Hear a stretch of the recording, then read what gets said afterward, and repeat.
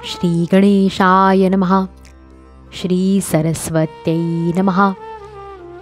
श्री सद्गुरवे नमः. श्रीमद्गुरुदेव दत्तात्रेयाय नमः. नमो भगवते वासुदेवाय. श्रीकृष्णपरमात्मने नमः. श्रीमद्भागवत महापुराणं दशमस्कन्ध अथाशीतितमोऽध्यायः. सुदाम्याचे श्रीकृष्णांकडून स्वागत. परीक्षित म्हणाला, गुरुवर्य, अनंत शक्ती असणाऱ्या भगवान श्रीकृष्णांच्या ज्या दुसऱ्या लीला आहेत त्यांचे वर्णन आम्ही ऐकू इच्छितो. हे ब्रह्मन, विषय बाणांनी दुःखी झालेला व वारंवार पवित्र कीर्ती श्रीकृष्णांच्या मंगलमय लीलांचे श्रवण करणारा कोणता ज्ञानी मनुष्य त्यांपासून विर्मुख होईल? जी भगवंतांचे गुणगान करते तीच खरी वाणी, जे त्यांची सेवा करतात तेच खरे हात, जे चराचरात निवास करणाऱ्या त्यांचे स्मरण करते तेच खरे मन, आणि जे भगवंतांच्या पुण्यमय कथांचे श्रवण करतात तेच खरे कान, जे चराचर जगताला त्यांची प्रतिमा समजून नमस्कार करते तेच मस्तक, आणि जे सगळीकडे त्यांच्या स्वरूपाचेच दर्शन करतात तेच खरे नेत्र होत. शरीराचे जे अवयव भगवंत व त्यांच्या भक्तांच्या चरणोदकांचे नित्य सेवन करतात तेच खरे अवयव. सूत म्हणतात, परीक्षिताने जेव्हा असा प्रश्न केला तेव्हा श्री शुकदेवांचे हृदय भगवान श्रीकृष्णांच्या ठिकाणी तल्लीन झाले आणि ते परीक्षिताला म्हणाले. श्री शुक म्हणाले, एक ब्राह्मण श्रीकृष्णांचा मित्र होता. तो मोठा ब्रह्मज्ञानी, विषयांपासून विरक्त, शांतचित्त आणि जितेंद्रिय होता. गृहस्थाश्रमात असूनही तो प्रारब्धानुसार जे काही मिळे त्यातच संतुष्ट असे. त्याची वस्त्रे सामान्यच होती, परंतु त्याची पत्नीही तशीच होती. ती सुद्धा अर्धपोटी राहून कृश झाली होती. दारिद्र्याने ग्रासलेली ती दुःखी पतिव्रता एके दिवशी भुकेने व्याकुळ होऊन कापत कापत पतीजवळ गेली आणि खिन्न चेहऱ्याने म्हणाली, पतिदेवा, साक्षात लक्ष्मीपती भगवान श्रीकृष्ण आपले मित्र आहेत. ते भक्तांची इच्छा पूर्ण करणारे शरणागत वत्सल आणि ब्राह्मणांचे भक्त आहेत. हे महाभाग, साधूंचा आश्रय असणाऱ्या त्यांच्याकडे आपण जा. आपण कुटुंब वत्सल असून दरिद्री आहात हे कळल्यावर ते आपल्याला पुष्कळ धन देतील. भोज, वृष्णी, अंधक इत्यादी यादवांचे अधिपती असे ते सध्या द्वारकेत आहेत. जे त्यांच्या चरणकमळांचे स्मरण करतात त्यांना ते स्वतःचे सुद्धा दान करतात. तर मग ते जगद्गुरू आपल्या भक्तांना, जे फारसे इच्छा करण्यासारखे नाही, ते धन आणि इप्सित विषय देतील. यात आश्चर्य ते कोणते? त्या ब्राह्मणाला पत्नीने जेव्हा अशा प्रकारे पुष्कळ वेळा नम्रतेने विनंती केली तेव्हा त्याने विचार केला की या निमित्ताने श्रीकृष्णांचे दर्शन होईल. हा आपला मोठाच लाभ आहे. असा विचार करून त्याने जाण्याचा निश्चय केला आणि पत्नीला म्हटले, हे कल्याणी, घरात काही त्यांना भेट देण्याजोगी वस्तू असेल तर दे. तेव्हा तिने शेजार पाजारच्या ब्राह्मणांच्या घरातून 4 मुठी पोहे मागून आणले आणि एका कपड्यात बांधून भगवंतांना भेट देण्यासाठी आपल्या पतीकडे दिले. तो श्रेष्ठ ब्राह्मण ते पोहे घेऊन द्वारकेकडे जाण्यास निघाला. वाटेत तो विचार करीत होता की श्रीकृष्णांचे दर्शन आपल्याला कसे होईल बरे. द्वारकेला पोचल्यावर तो ब्राह्मण अन्य ब्राह्मणांबरोबर सैनिकांच्या 3 चौक्या आणि 3 चौक पार करून जेथे जाणे अत्यंत अवघड अशा भगवत धर्माचे पालन करणाऱ्या यादवांच्या निवासस्थानात जाऊन पोचला. तेथेच श्रीकृष्णांच्या 16,000 राण्यांचे प्रासाद होते. त्यापैकी वैभवसंपन्न अशा एकामध्ये ब्राह्मणाने प्रवेश केला. त्यात प्रवेश करताच त्याला वाटले की आपण जणू ब्रह्मानंदाच्या समुद्रातच डुंबत आहोत. श्रीकृष्ण त्यावेळी रुक्मिणीच्या पलंगावर बसले होते. ब्राह्मण येत असल्याचे लांबून पाहताच ते ताबडतोब उठून उभे राहिले आणि त्याच्याजवळ येऊन त्यांनी मोठ्या आनंदाने त्याला मिठी मारली. प्रियमित्र असलेल्या श्रेष्ठ ब्राह्मणाच्या अंगस्पर्शाने कमलनयन भगवान अत्यंत आनंदित झाले. तेव्हा त्यांच्या नेत्रांतून प्रेमाश्रू वाहू लागले. परीक्षिता, नंतर त्याला श्रीकृष्णांनी पलंगावर बसवून स्वतः पूजेचे साहित्य आणून मित्राची पूजा केली. तसेच सर्वांना पवित्र करणाऱ्या त्यांनी आपल्या हातांनी ब्राह्मणाचे पाय धुवून ते चरणोदक आपल्या मस्तकी धारण केले आणि त्याच्या शरीराला चंदन, केशर इत्यादी दिव्य गंधांची उटी लावली. नंतर त्यांनी मोठ्या आनंदाने सुगंधित धूप आणि दीपाने आपल्या मित्राला आरती ओवाळली. अशा प्रकारे पूजा करून तांबूल आणि गाय देऊन तुझे स्वागत असो असे म्हणून त्याचे स्वागत केले. जीर्ण वस्त्रे नेसलेल्या, मळकट शरीर असलेल्या त्या कृश ब्राह्मणाच्या शरीरावरील शिरा स्पष्ट दिसत होत्या. अशा त्याची स्वतः रुक्मिणी चवऱ्या ढाळून सेवा करू लागली. पवित्र कीर्ती श्रीकृष्ण अतिशय प्रेमाने त्या मलिन अंगाच्या ब्राह्मणाची पूजा करीत आहेत हे पाहून अंतःपुरातील स्त्रिया अत्यंत आश्चर्यचकित झाल्या.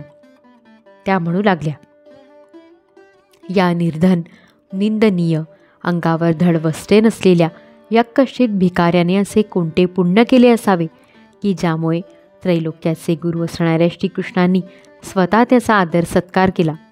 इतकेच नव्हे तर आपल्या पलंगावर असलेल्या रुक्मिणीला सोडून या ब्राह्मणाला थोरल्या भावासारखी मिठी मारली. परीक्षिता, नंतर श्रीकृष्ण आणि तो ब्राह्मण एकमेकांचे हात हातात घेऊन पूर्वी गुरुकुलात राहत असतानाच्या आनंददायक गोष्टी बोलू लागले. श्रीकृष्ण म्हणाले, धर्म जाणणाऱ्या हे ब्राह्मणा, गुरुदक्षिणा देऊन गुरुकुलातून परत आल्यावर समावर्तन करून तू अनुरूप अशा स्त्रीबरोबर विवाह केलास की नाही? मला माहिती आहे की तुझे चित्त गृहस्थाश्रमात असूनही विषयभोगात आसक्त नाही. हे विद्वाना, मला हे पण माहीत आहे की धनाविषयीसुद्धा तुला मुळीच प्रेम नाही. जगात फारच थोडे लोक भगवंतांच्या मायेने निर्माण केलेल्या विषय वासनांचा त्याग करतात आणि चित्तामध्ये विषयांची वासना नसतानाही माझ्यासारखी फक्त लोकशिक्षणासाठी कर्मे करीत असतात. हे ब्राह्मण, आपण दोघे गुरुकुलात राहत होतो त्याची तुला आठवण आहे ना? गुरुकुलातच खरोखर द्विजांना आत्मज्ञान होते आणि त्यामुळे ते अज्ञान अंधकार पार करून जातात. हे मित्रा, या जगामध्ये जन्मदाता पिता हा प्रथम गुरु होय. त्यानंतर उपनयन संस्कार करून सत्कर्मांचे शिक्षण देणारा हा दुसरा गुरु होय. तो माझ्यासारखाच पूज्य आहे. त्यानंतर ज्ञानोपदेश करून परमात्म्याची प्राप्ती करून देणारा गुरु हा तर माझे स्वरूप होय. वर्णाश्रमीयांचे हे 3 गुरु असतात. हे ब्राह्मणा, या मनुष्य जन्मात वर्णाश्रमींमध्ये जे लोक मत्स्वरूप गुरूंच्या उपदेशानुसार वागून अनायासे हा भवसागर पार करून जातात तेच स्वार्थ आणि परमार्थाचे खरे जाणकार होत. प्रियमित्रा, सर्वांचा आत्मा असणारा मी जितका गुरुदेवांच्या सेवेने संतुष्ट होतो तितका मी गृहस्थाचे धर्म, पंचमहायज्ञ इत्यादींनी, ब्रह्मचार्याचे धर्म, उपनयन, वेदाध्ययन इत्यादींनी, वानप्रस्थाचे धर्म, तपश्चर्या इत्यादींनी किंवा संन्यासाच्या सर्वस्व त्यागरूप धर्मांनीही संतुष्ट होत नाही. हे ब्रह्मन, ज्यावेळी आम्ही गुरुकुलात निवास करीत होतो त्यावेळीची ही गोष्ट तुझ्या लक्षात आहे काय की जेव्हा आम्हा दोघांना एके दिवशी आपल्या गुरुपत्नींनी लाकडे आणण्यासाठी जंगलात पाठविले होते त्यावेळी आपण एका घोर जंगलात गेलो होतो आणि पावसाळ्याचे दिवस नसतानाही भयंकर वादळी पाऊस आला होता. विजांचा कडकडाटही होत होता. मग सूर्यास्त झाला. सगळीकडे अंधार पसरला. जमिनीवर इतके पाणी झाले की उंच सखल भागाचा पत्ताच लागत नव्हता. त्या पुरात वादळाने आणि पावसाने आम्ही अतिशय झोडपले जात होतो.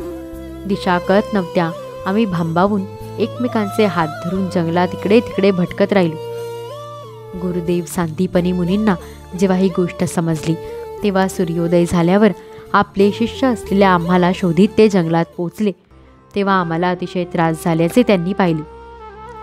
ते म्हणाले, बाळांनो, तुम्ही आमच्यासाठी खूप कष्ट घेतलेत. सर्व प्राण्यांना आपले शरीर सर्वाधिक प्रिय असते, परंतु तुम्ही त्याचीही पर्वा न करता आमच्या सेवेत मग्न राहिलात. गुरूंच्या ऋणातून मुक्त होण्यासाठी चांगल्या शिष्यांचे एवढेच कर्तव्य असते की त्यांनी विशुद्ध भावनेने आपले सर्वस्व, एवढेच काय पण शरीरसुद्धा गुरुदेवांच्या सेवेसाठी समर्पित करावे. हे श्रेष्ठ द्विजांनो, मी तुमच्यावर संतुष्ट आहे. तुमचे सगळे मनोरथ पूर्ण होवोत आणि तुम्ही माझ्याकडून जे वेदाध्ययन केले ते या आणि परलोकीसुद्धा निष्फळ न होवो. प्रिय मित्रा, आम्ही गुरुकुलात निवास करीत असताना अशा अनेक घटना घडल्या होत्या. गुरुदेवांच्या कृपेमुळेच मनुष्य शांती आणि पूर्णतेला प्राप्त करून घेतो. ब्राह्मण म्हणाला, हे देवा, जगद्गुरू, आता आम्हाला मिळवायचे काय शिल्लक आहे? कारण सत्यसंकल्प परमात्मा असलेल्या आपल्याबरोबर आम्हाला गुरुकुलात राहण्याचे भाग्य प्राप्त झाले.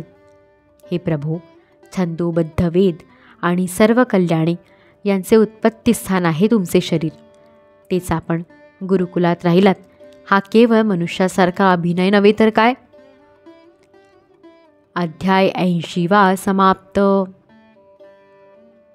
इति श्रीमद्भागवते महापुराणे पारमहंस्या संहितायां दशमस्कन्धे उत्तरार्धे श्रीरामचरिते शीतितमोऽध्यायः.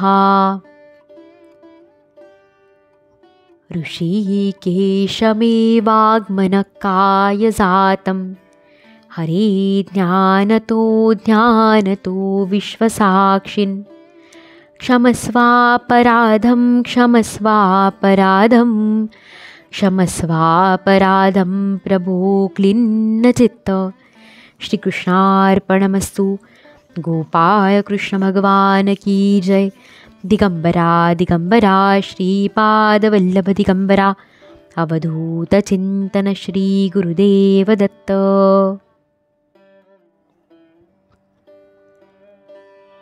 श्री गुरु स्मरणे दुःखे सरू न जाती.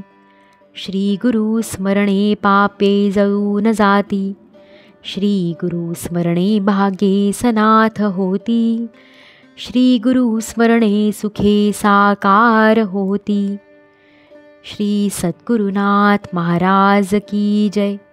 श्री सद्गुरु चरणारविंदार्पितमस्तु.